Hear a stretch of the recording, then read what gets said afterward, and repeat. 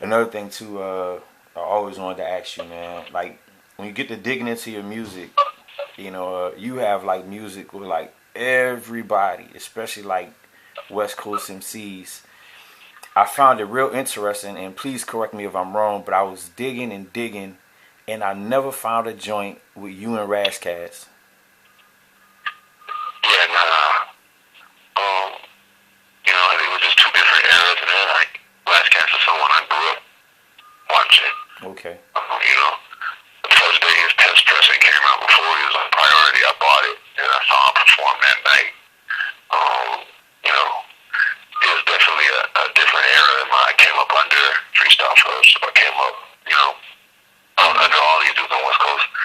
And not particularly Last Cast, but not, I wasn't welcome into that circle, wasn't like put on and nurtured, by any of those individuals.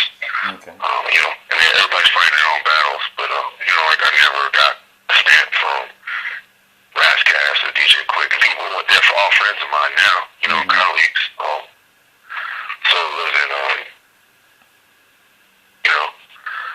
this wasn't my era, Cool. I wasn't, like, the licks put on, everybody had their crew, I just never was in the crew. Right. With any of those people, but I was taken in by a lot of the Bay Area cats and Mystic Journeyman and the Grouch, and those are the dudes that they're a little older than me, but they took me in when I was 17 and kind of tolerated my bullshit and showed me how to become a better rapper and a performer. Yeah, but yeah, that's it. I've seen Raz. He came out showing Miami. I see him all the time. We laugh.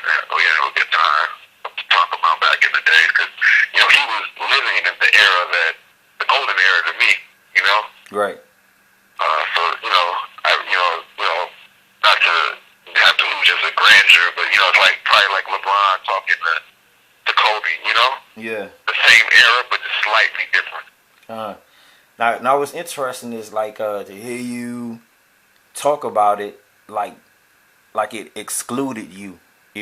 As far as for me, like I'm looking at it like it included you. And then more so, and maybe you can give me like the keys of life to this, but more so, you've thrived through the culture. Like, I mean, it's an ugly word, but to remain like very relevant, like a smooth, steady relevant. Like I don't think like certain types of music listeners may not be looking for you, but the types of heads, I think it's heads who always looking for your music. Yeah, I think I have a strong following, and I don't want to seem like I was excluded from that era.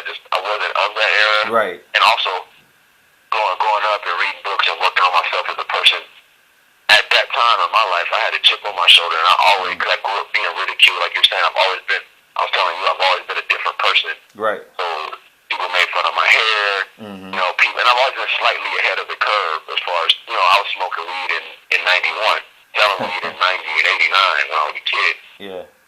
But the only people smoking weed were punk rockers and like OG gang members. Right. People who have been in the penitentiary. And then in 92, and when the Chronic came out, really when Doggy Style came out, the same kids used to snitch on me and make fun of me for smoking weed wanted to smoke weed. Right. So I've always been alienated, and then that developed this thing where I felt alienated even when I wasn't, and Knife Wonder checked me on that, and a couple people checked me on that. So that's how I felt at the time, but that's not how I feel as an adult. But at the time, I felt excluded, and it made me grind harder. But there also was a divide back then.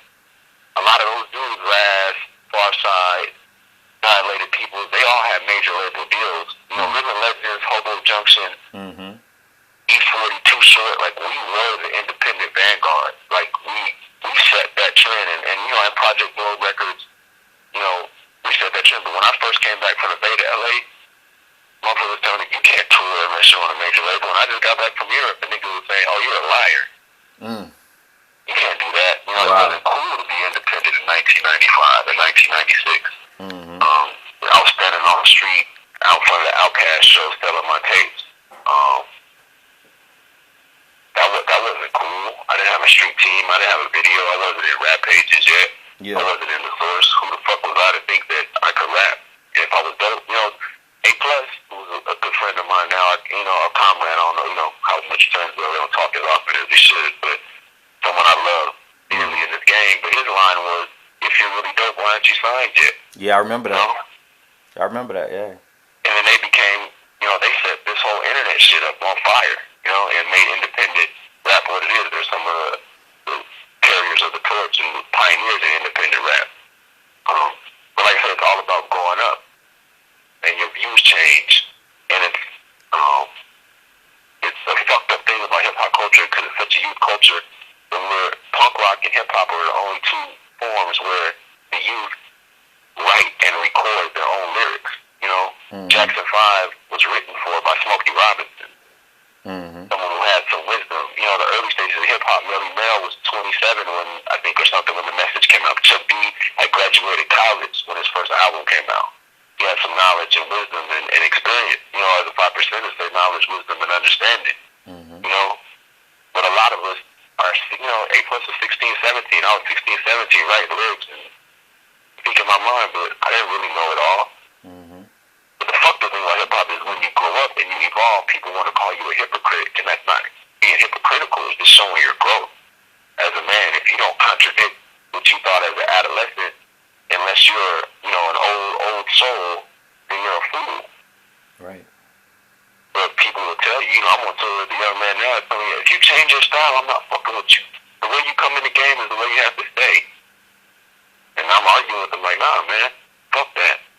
I love to see the growth of Tyler and Odd Future and how they've evolved. Even in just a few years they've been in the game, I've seen so much growth in that young man, Same thing with Kendrick. I've been a part of his movement for a long time and the growth and development. And J. Cole, it's beautiful, man. And I love that about hip-hop now. But, back in our days, you couldn't contradict yourself. And a lot of people, there's a lot of animosity for Hyro in the Bay Area when I was coming up there because of what they said. And then when they left Jive and they were independent, it was like, wait, you guys were just all about this major label life. How can you, But that's real life shit, Shit happens and shit changes your mind. And as a human being, especially as an artist, you should feel free to change your mind. Cool shit. Thank you.